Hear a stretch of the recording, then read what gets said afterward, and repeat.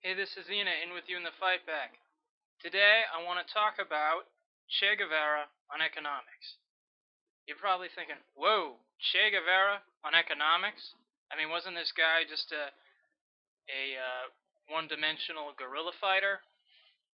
Well, if you think that about Che Guevara, you're wrong. Che Guevara is one of the great Marxists, one of the great revolutionaries, someone I personally admire, and yes, he was a great guerrilla fighter in Cuba, in the Congo, and when he met his death also in Bolivia. But in the mid 60s, before Che left his positions as a minister in the Cuban government, he was engaged in a debate with economists and Marxists about economics. Che was a prominent official in the Cuban government, serving as the head of the National Bank. He was involved in the agrarian reform, and Cuba at this point has decisively broken with imperialism. It's aligned itself fairly closely to the Soviet Union, and there's question, well, now that we've broken free from imperialism, how do we press the revolution forward? How do we build socialism and communism in Cuba? And this sparked a debate. Che was on the side of those who want more industrialization, less reliance on the sugar crop, which was Cuba's primary export. And his opponents were not so much in favor of rapid industrialization and wanted to use the sugar crop much more. Now, let's just back up for a moment. It's not just about do we industrialize or do we not industrialize.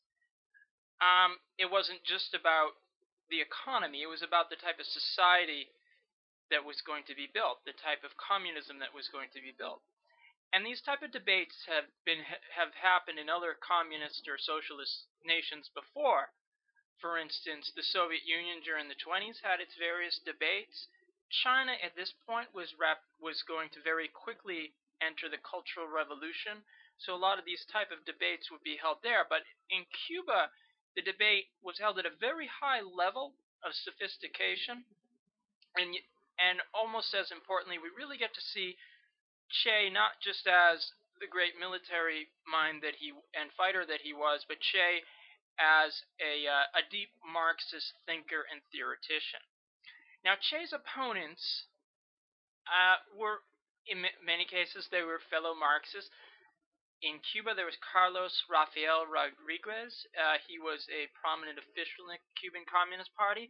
And from France, there was Charles Bettelheim, who's someone I've talked about before. And they wanted something, the type of system they were proposing was called either financial self-management or the economic calculus. And it's kind of mercantile socialism. And it's kind of relying on the law of value, kind of capitalist categories, commodity exchange.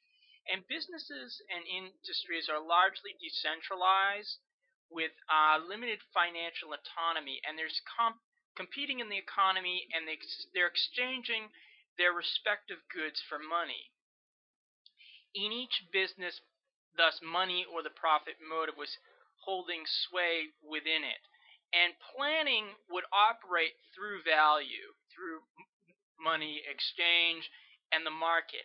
And of course, through money, there's the material incentives are extolled, and it was seen that this was the way to build socialism. This was the way to lead to communism. This material incentives, moral incentives were not necessarily taken out, but they were definitely de-emphasized in this approach. And this was, in many senses, you could say it's rather similar to a form of market socialism. And considering the shirt I'm wearing, you're going to find out I do not stand with this type. I stand with Che on this. So what does Che say? And he deals with this in several articles, one of which is on the budgetary finance system, and on socialism and the man in Cuba. And there's other articles as well, but it's actually rather hard to find this whole debate brought together.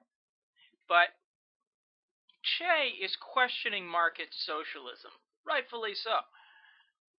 He counterposes plans to markets. He doesn't see them that these things can necessarily mesh in any kind of harmony. He's saying it's pretty much one or the other. Now we know what capitalism is. We know what the market entails. Planning is much more for him than developing the economy. It's much more than these heavy industry 5-year plans, this whole bureaucratic top down thing that I've talked about so many times before. Planning isn't just about doing that. It's not just about developing the country, although it also includes that. Planning is supposed to help broaden and develop the people who are there. It's supposed to raise their consciousness. It's supposed to, in a sense, and if you're conscious, you're going to be taking an active part in this. In a sense, planning is much more democratic.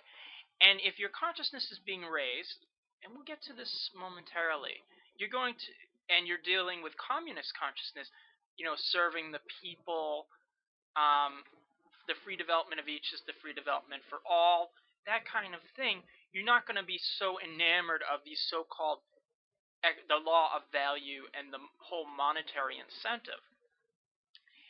And but planning in this is Che doesn't want this decentralized system where the money exchange is going to be going on, because that's relying on, the categories of capitalism, the law of value. Che wants the unification of all productive units under a single bank with a single budget, all part of the same enterprise, in a sense, a central planning system. And there's going to be no buying and selling between enterprises as opposed to his opponents. This will be done via a bank register, so you're not going to have the whole money exchange here. It's almost like very simple accounting. And now Che is not necessarily discounting the commodities and material incentives in this, but he's saying they need to be phased out, progressively overcome, in the best tradition of dialectical synthesis, dialectical overcoming. He favors volunteer work and moral incentives. Again, not to the detriment of material incentives, but he would emphasize much more collective material incentives to help raise communist consciousness, as he wants these volunteer work and moral incentive to raise workers' consciousness, so that planning is taking on much more. These people are conscious actors in their own destiny. Because for Che, communism wasn't just about, developing industry and agriculture. Che was very much, in the best tradition of humanism, was about developing a full, all-around person who's not alienated, exploited, but can really develop their personality. They can create great works of art. They're imbued with the highest consciousness and the highest values. This is, of course, something I've spoken of before in my discussions of Mao, Trotsky, Lenin, and many anarchists embody this as well. And that's what Che is saying. He's saying, that's where we need to get. We need to get to a place where the free development of each is the condition for the free development of all. And he's saying, relying on the categories of capitalism, relying upon market incentives and commodities and money, it's not going to get us there. And Che is saying we need to be more relying on moral values in a sense.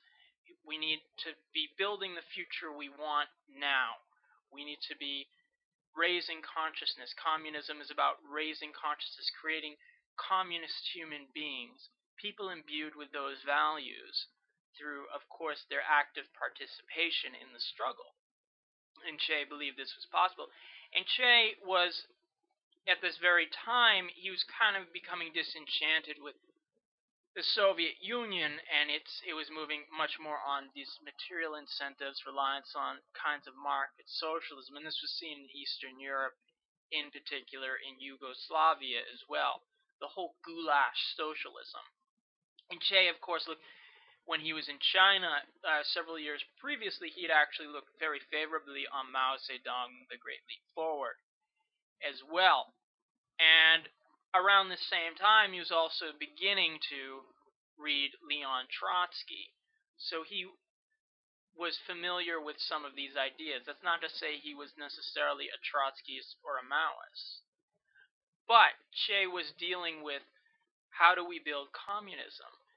And it was hoped through Che's ideas that it wasn't just about voluntary work and moral incentives and all of that, but that there would be development, that if the people's consciousness would raise, they would develop the country, they would build this new society. And for all its setbacks, for all its problems, Cuba has really been a shining beacon to Latin America and the world for what it's created and sustained. That's not to say, again, that there are no criticisms that can be made of Cuba and its socialist experiment, but certainly it is something we should learn from. And Che's contribution, not just to the Cuban reality, but to future attempts to socialism, should be looked at from more than just his writings on guerrilla warfare and sacrifice and those sort of things, but look at, what did Che have to say about economics, socialism, and communism? How do we get there? And Che, of course, has valuable things to say. So this is Enaa saying, ever onward until victory.